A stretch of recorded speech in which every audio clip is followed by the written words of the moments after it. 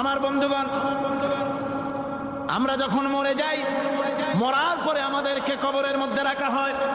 কবরের ভিতরে রেখে আমাদেরকে বলা হয়, যারা কবরে রাখে তারা বলে, মৃত্যু ব্যক্তিকে কবরে রাখার সময় বলে, বিসমিল্লাহি আলা মিল্লাতি রাসূলিল্লাহ, আল্লাহর নামে রসুলের দলে উঠাই দিয়ে গেলাম।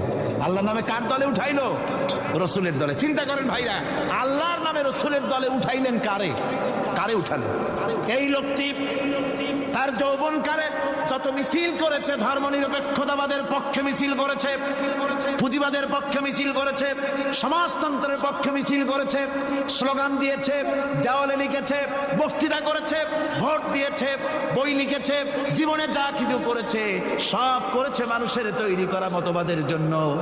তার ভোট ইসলামের কাজে লাগে নাই, তার ইলেকশন ইসলামের কাজে লাগে নাই, তার দেওয়ালের লেখা ইসলামের কাজে লাগে নাই, তার বক্তৃতা, তার টাকা পয়সা ইসলামের কাজে লাগলো না।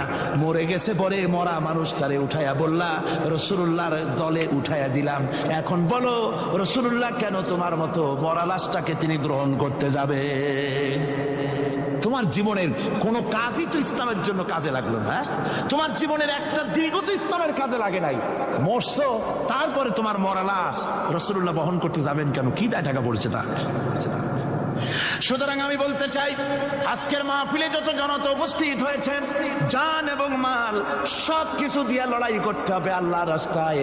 আমার ভোট, আমার ইলেকশন, আমার স্লোগান, আমার বক্তৃতা, আমার টাকা কড়ি খরচ সব কিছু হবে আল্লাহর জন্য।